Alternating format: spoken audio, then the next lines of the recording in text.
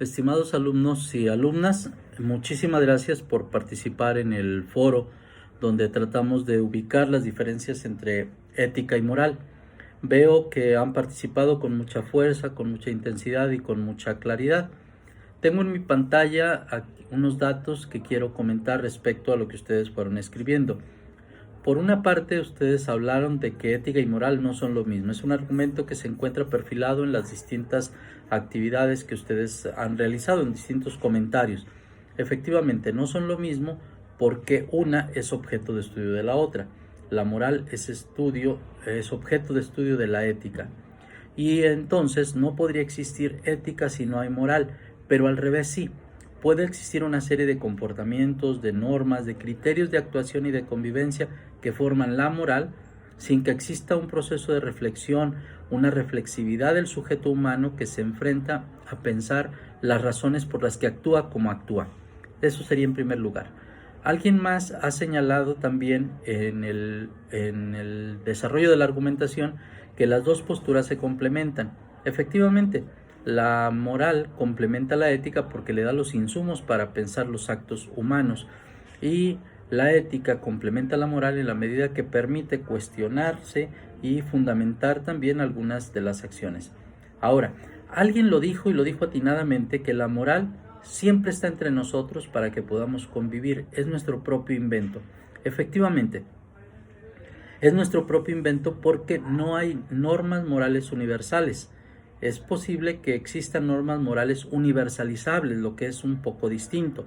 Significaría que habría criterios de actuación que nosotros consideramos como valiosos para poder compartirlos con otros de tal manera que se puedan seguir este mismo tipo de planteamientos en otros lugares.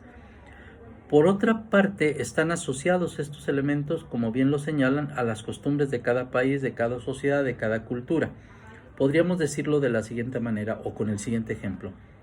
La ética representa la necesidad humana de tener una vivienda, una morada.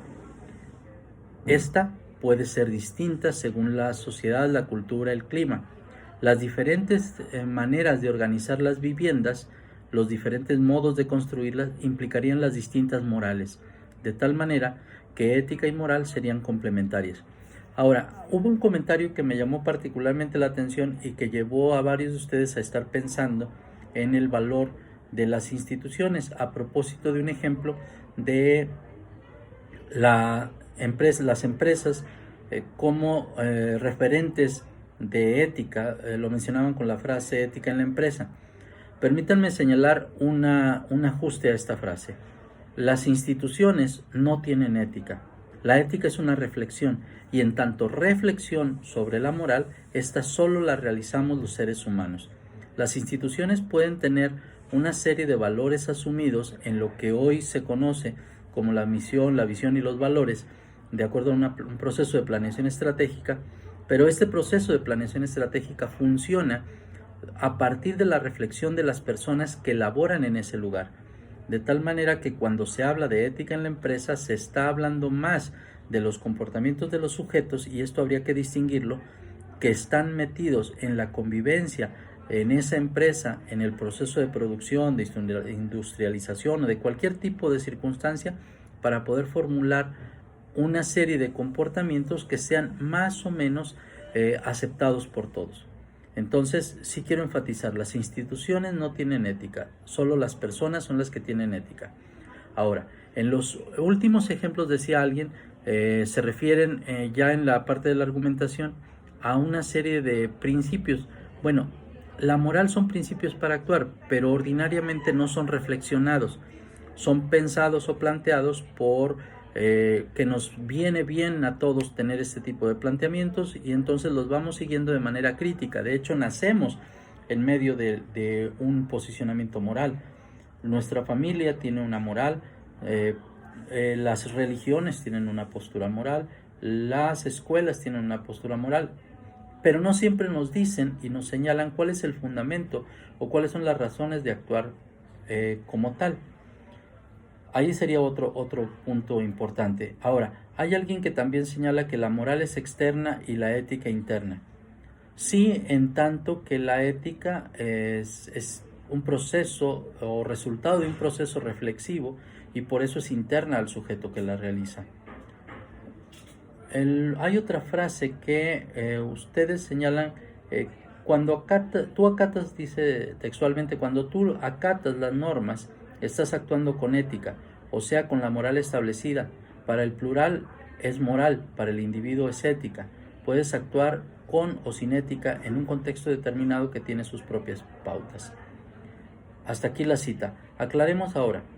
El hecho de seguir una serie de normas no necesariamente implica que uno esté actuando con ética, sino por costumbre o por temor a la represalia.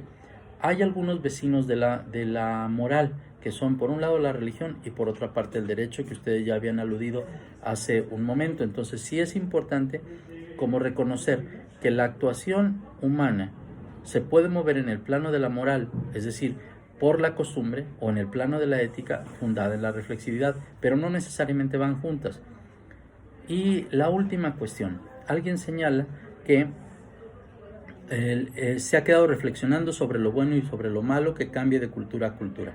Efectivamente, las cuestiones cambian de acuerdo a los contextos y habría que empezar a ubicar que nuestros constructos sobre lo bueno y lo malo, sobre lo moral o lo inmoral, sobre lo ético o lo antiético, son constructos sociales y son constructos personales también. En ese sentido, no podríamos decir que hay un mal universal o hay un bien universal, sino que tiene que ver con nuestro proceso de posicionamiento frente a la sociedad que esperamos o que soñamos. Ahora, ¿para qué nos sirve tomar posición frente a lo bueno y lo malo? O a lo que consideramos bueno o malo. Básicamente para poder tener un proceso de decisión mucho más centrado en nuestros propios procesos de reflexión y de valores. Porque no es lo mismo tomar una decisión entre lo que consideramos bueno y lo que consideramos malo. Realmente es fácil tomar una decisión entre lo bueno y lo malo. Lo más difícil es tomar una decisión entre lo bueno y lo bueno. Es decir, entre lo que nos parece mejor. Bueno, la siguiente actividad y las siguientes actividades tienen que ver justo con este tipo de asuntos. Espero pueda resultar aclaratorio este planteamiento. Les deseo que pasen un buen día.